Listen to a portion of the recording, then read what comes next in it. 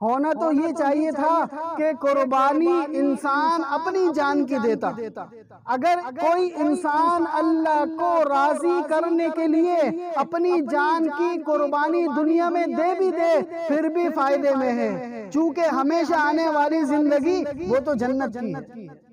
لیکن اللہ پاک نے احسان فرمایا کہ ہم پر خود اپنی جانیں قربان کرنے کا حکم نہیں دیا، بلکہ ہمیں اپنی جان کے بدلے کسی جانور کی قربانی کا حکم دیا۔ اس کے بعد یہ سلسلہ چلتا رہا، آخر میں حضور اکرم صلی اللہ علیہ وسلم کا زمانہ آیا۔ حضور اکرم صلی اللہ علیہ وسلم ان 3 دنوں میں خوب اللہ کی عبادت کیا کرتے تھے، مطلب قربانی کیا کرتے تھے، کیونکہ ان 3 دنوں میں سب سے زیادہ پسندیدہ عبادت کون سی ہے؟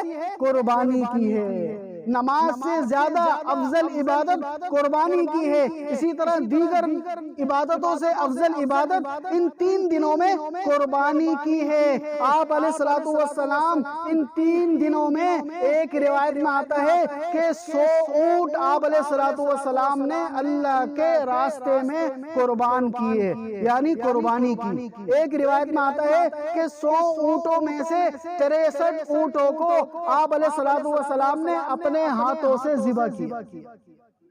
تو پتہ چلا کتنی بڑی فضیلت ہے قربانی کی۔ آپ علیہ الصلوۃ والسلام نے ارشاد فرمایا کہ جو شخص قربانی کرتا ہے اس قربانی کرنے والے کے لیے قربانی کے جانور کے ہر بال کے بدلے میں کی۔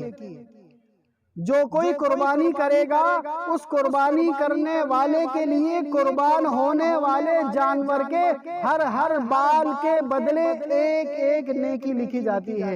ایک مرتبہ صحابہ کرام بیٹھے ہوئے تھے، پوچھنے لگے اے اللہ کے رسول یہ قربانی کیا ہے؟ آپ علیہ الصلوۃ والسلام نے ارشاد فرمایا یہ قربانی تمہارے والد حضرت ابراہیم علیہ السلام کی سنت ہے۔ پھر صحابہ کرام نے عرض کیا اس قربانی میں ہمارے لیے کیا ہے؟ آپ علیہ الصلوۃ والسلام نے فرمایا کہ جانور کے ہر بال کے بدلے ایک نیکی ہے۔ پھر فرمایا، عرض کیا اگر دمبا ہو جس کے اندر بال نہیں ہوتے بلکہ اون ہوتی ہے، آپ علیہ الصلوۃ والسلام نے فرمایا ہر اون کے بدلے بھی ایک نیکی۔ اسی وجہ سے آپ علیہ الصلوۃ والسلام فرمایا کرتے تھے، ایک مرتبہ اپنی بیٹی حضرت فاطمہ رضی اللہ تعالی عنہا سے کہا کہ اے بیٹی جس وقت قربانی ہو رہی ہو، جانور کو ذبح کیا جا رہا ہو تو تم اپنے جانور کے قریب کھڑی رہا کرو، کیونکہ جانور کے خون کے گرنے سے پہلے اللہ پاک تمام گناہوں کو معاف کر دیتے۔ جو شخص اخلاص کے ساتھ اللہ کی رضا حاصل کرنے کے لیے قربانی کرتا ہے، کل قیامت والے دن یہی جانور اپنی سینگوں کے ساتھ، اپنے بالوں کے ساتھ، اپنی ہڈیوں کے ساتھ، اپنے پورے گوشت کے ساتھ حاضر ہوگا اور قربانی کرنے والے کے لیے اللہ کے دربار میں سفارش کرے گا۔ تو یہ قربانی ایک عظیم عبادت ہے، ایک بڑی عبادت ہے۔ تو ابھی قربانی کے دن آنے والے ہیں، یہ 3 دن قربانی ہوگی۔ کوشش کریں اللہ پاک ہمیں اس عبادت کو کرنے کی توفیق عطا فرمائے، کیونکہ پتہ نہیں اگلے سال ہم زندہ ہوں یا نہ ہوں، پتہ نہیں اگلے سال ہمیں یہ قربانی کا موقع ملے یا نہ ملے۔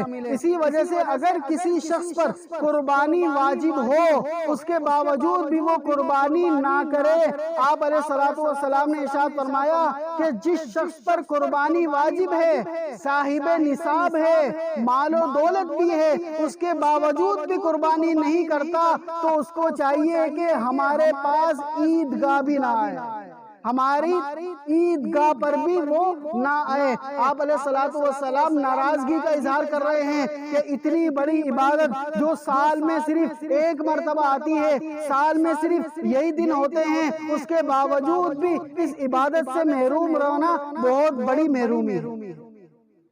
تو ہمیں چاہیے کہ ان دنوں میں اللہ تعالیٰ کی اس عبادت کو بھی پورا کرنے کی کوشش کریں۔ درس قرآن، درس حدیث، اصلاحی بیانات، فقہی مسائل اور وظائف کے لیے مفتی ابو بکر انصاری کے چینل کو